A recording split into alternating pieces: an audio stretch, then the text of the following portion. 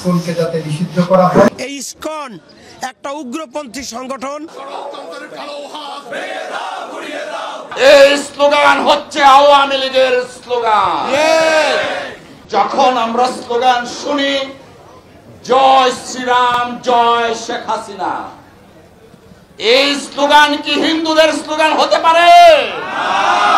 এই স্লোগান হচ্ছে আওয়ামী লীগের স্লোগান। আজকে হিন্দুদের নাম করে শেখ হাসিনার দূষররা বাংলাদেশে আবার প্রতিষ্ঠিত হতে চাচ্ছে। প্রিয় ভাইয়েরা আমার, তার এই অংশ হিসাবে আজকে ইসকনকে মাঠে নামানো হয়েছে। প্রিয় বন্ধুরা আমার, ইসকন যখন মাঠে নামে তখন আমরা দেখি পশ্চিমবঙ্গের বিজেপির নেতা শুভেন্দু সরকার অধিকারী ওখানে দাঁড়িয়ে লাফায়। কার নির্দেশে এগুলো হচ্ছে? একদিকে শেখ হাসিনা ওয়াজেদকে আশ্রয় দিয়েছে ভারত, তাকে সর্বোচ্চ মেহমান হিসাবে আশ্রয় দিয়েছে। মোদী সরকার শেখ হাসিনাকে ব্যবহার করে শুভেন্দু সরকারকে কলকাতায় রেখে আর এইদিকে ইসকনকে মাঠে নামিয়েছে। প্রিয় বন্ধুরা আমার, এই যে যুগসূত্র, সেই যুগসূত্র কিন্তু বাংলাদেশের মানুষ বুঝে গেছে। আমরা হুঁশিয়ারি উচ্চারণ করে দিতে চাই, রেজিমের যারা আছো, রেজিম প্রধান ভারতে পালিয়ে যেতে বাধ্য হয়েছে, তোমরা কিন্তু বঙ্গোপসাগরে আশ্রয় পাবো না। প্রিয় বন্ধুরা আমার, আইনজীবী সমাজের উদ্দেশ্যে আমি একটা কথা বলতে চাই। বিগত 17 বছর আপনারা রাজপথে ছিলেন, ফ্যাসিস্ট রেজিমের পদত্যাগে নেতৃত্ব দিয়েছেন। আজকে আমার ভাই আমাদের মাঝখান থেকে হারিয়ে গেছে।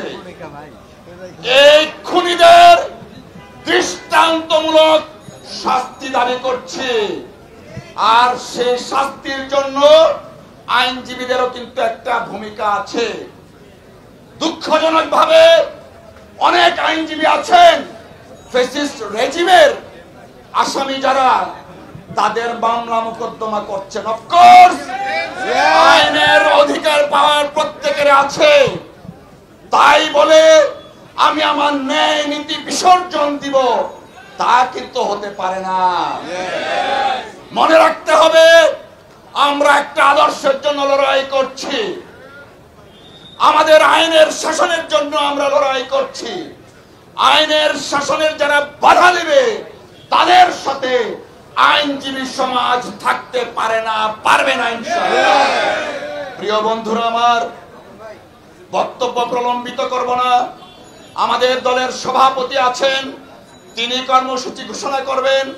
তার আগে আইনজীবী বন্ধুদের প্রতি স্বনির্বন্ধ অনুরোধ, আমরা আগামী দিনে যে কর্মসূচি আসবে সেই কর্মসূচিকে সফল করার জন্য প্রয়োজনে আবার রাস্তায় নামব এবং সরকারকে আমরা হুঁশিয়ার করে দিতে চাই, যদি আইনজীবী হত্যাকারীদের গ্রেফতার না করুন, পরিণতি কিন্তু দুইটা পত্রিকা নিয়ে আদালতের দৃষ্টিতে আনে এবং তার তৎক্ষণাৎ মূল প্রতিপাদ্য বিষয় ছিল ইসকনকে যাতে নিষিদ্ধ করা হয় এবং আইন শৃঙ্খলা রক্ষাকারী বাহিনীর নির্দেশ দেওয়া হয়। এই ঘটনাটি তদন্ত করে দোষীদের আইনের আওতায় আনা এবং এমার্জেন্সি ডিক্লেয়ার করা। এই পরিস্থিতিতে আদালত আমাকে ডেকে পাঠান। আমি আদালত ইসকনের ইস্যুটা যেটা, এটা দুর্ভাগ্যজনক। যে আইনজীবী এটা এনেছেন তার হৃদয়ে যে রক্তক্ষরণ হচ্ছে, এটা অনাকাঙ্ক্ষিত ঘটনা। এই ঘটনা একটি ক্রিমিনাল অফেন্স। সরকার গুরুত্ব সহকারে এই ঘটনাটিকে দেখছেন এবং এইটার যথাযথ আইনি পদক্ষেপ সরকার নেবেন। এই সংগঠন রেজিস্টার্ড কিনা, এই সংগঠন নিষিদ্ধ হবে কিনা, এই সংগঠনের বিরুদ্ধে কি কি ব্যবস্থা নেওয়া হবে, এই সংগঠনের খোঁজ খবর নিয়ে যথাযথ আইনিভাবে এটাকে দেখবেন, সবকিছু আদালতের সামনে এসে নিষিদ্ধ করতে হবে। এই প্রক্রিয়ার সাথে আপনাদের জুডিশিয়াল রিভিউর যে অ্যাকশন সেটা যাওয়া উচিত না বলে আমি মনে করি।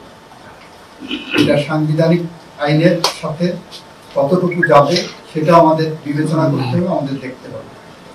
এই কারণে এই রুলটা বা এই নির্দেশনাটা এখন প্রয়োজন আছে বলে মনে করছি না। এটা দেখেন সরকার কি করছে, দেখেন বিষয়টা কিভাবে হ্যান্ডেল করছে, পর্যালোচনা করে তারপরে যদি হয় তখন প্রপার ওয়েতে আসলে এটা দেখা যেতে পারে। দেশে একটা বিশৃঙ্খল অবস্থা তৈরি করার জন্য এই ইসকন একটা উগ্রপন্থী সংগঠন, যাদের কোনো রেজিস্ট্রেশন নাই। ভারতীয় তাবদার ইসকন যেভাবে পদক্ষেপ নিচ্ছে এবং যেভাবে মানুষকে হত্যা করছে তার প্রতিবাদে আমরা এখানে উপস্থিত হয়েছি।